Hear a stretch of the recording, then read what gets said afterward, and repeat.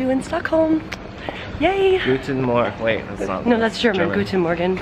Yeah. Now we're going to the Vasa Museum, and we will. Everyone's recommended it. It's like the one thing everyone's recommended. So yeah, we'll see you there. Cheers! The Vasa Museum is located on a little island off the coast of Stockholm, but it's still technically part of Stockholm, and it's incredibly easy to walk to from the city center. From my hotel, the Central Hotel, it was a 35-minute walk through Stockholm. The Vasa Museum is a museum for a well-preserved 17th century warship called Vasa. What's interesting about the Vasa ship is that so much went into constructing this amazing ship, but it actually sank during its maiden voyage in 1628 after sailing just over 1,300 meters, which is not very far. So this was like the scandal of the time. The Vasa ship lay below the surface of the ocean for 333 years until it was discovered by Anders Franzen and salvaged in 1961. So you might be wondering, why a museum around this? Well, it's because the story is fantastic. The museum details the entire story of the Vasa ship, from its construction to why it sank. Spoiler alert, it had something to do with its construction, who was on board, who survived, and who passed away. There are many different levels of the museum, each of which is tailored to a different part of the Vasa story. So you can go from seeing parts of the kind of exterior and interior of the ship to seeing incredibly well-preserved skeletons and artifacts from the people who passed away on the ship, plus details about their lives down to what their diet would have looked like at the time. It's strangely fascinating. And what's interesting is if you look at the museum and what it teaches you in its entirety, it paints a very interesting and detailed picture over what life was like in Stockholm during the 17th century. The museum also dedicates a substantial portion of time to the excavation of the Vasa ship, and rightfully so. It's incredible to learn about the excavation of the ship, which actually happened as a whole instead of as pieces.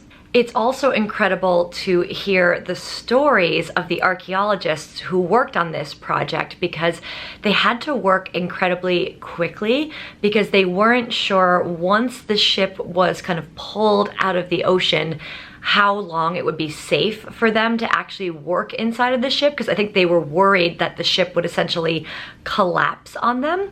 And in addition to that, many archaeologists and divers also had to dive into the ocean and kind of like wade through this sludge at the bottom of the ocean to get a number of the artifacts also salvaged during the Vasa excavation.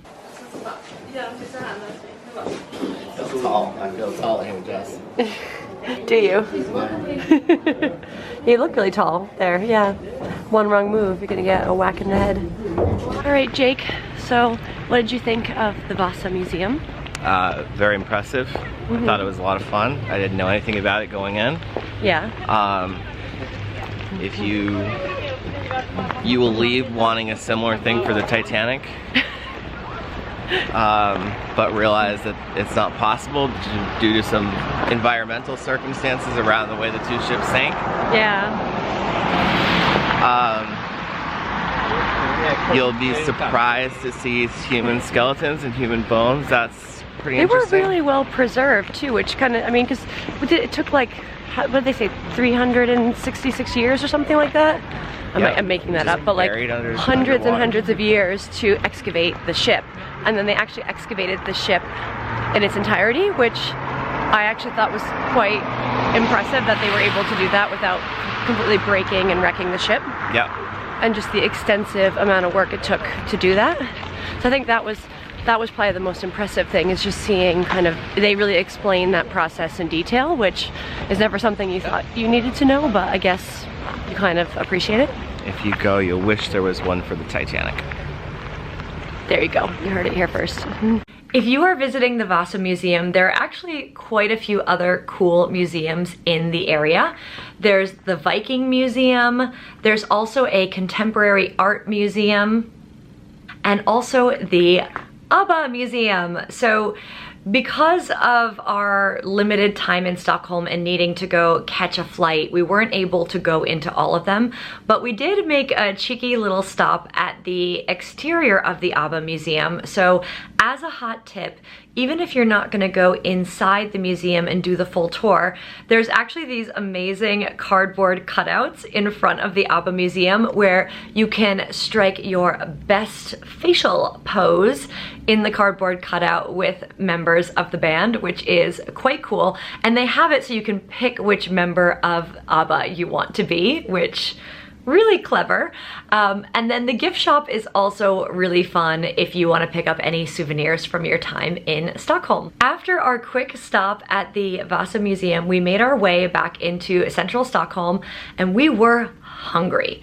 So we decided it was time for a burger, and we found one at this really cool spot. I'm gonna leave it right here on screen because I'm just gonna butcher the name, guys, but I'll also leave it linked down below. But the burger was fantastic. It was one of those like fast casual spots where you order at the counter, you go find a table, you have your number, and you just kind of pick up your burger and you kind of go sit at whatever table you want to, and it was perfectly lovely. So I would definitely recommend that if you want something easy and casual. Then, because we did have a teensy little bit of time, we also stopped into the Nobel Museum, which I believe this one is actually free to go in, and it's actually a museum for the Nobel Prize, and it actually chronicles both the founder of the Nobel Prize, who is Alfred Nobel, and it also showcases all of the former Nobel Prize winners over history, as well as their personal stories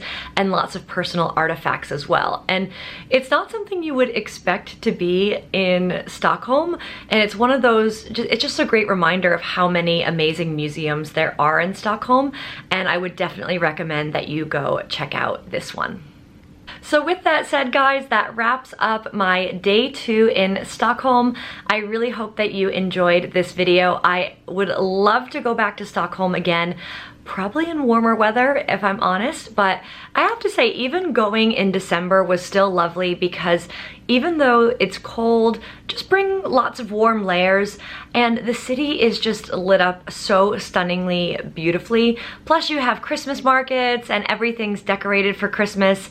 You get welcome with their version of hot mulled wine, alcoholic or non-alcoholic depending on where you're going, which, I mean, makes me quite happy when I'm coming in from the cold. So I would say there's still a lot of merit in visiting Stockholm during the winter months, so don't discount it, especially because prices are going to be cheaper. But I would love to go now in the summer months just to compare and contrast it. So thanks again for tuning in, guys. If you like this content, I have so many travel videos. I have one new one each week on Tuesdays, so make sure you're subscribed to this channel. If you like this video, please hit that like button because that helps me know what videos you like, and please leave a comment. Did you like this video? Have you been to Stockholm? Have you experienced any great places to eat, stay, things to do? Remember, sharing is caring here on this channel, and would love to help other travelers who are planning a trip to Stockholm. So thanks again for tuning in, guys, and I will see you soon.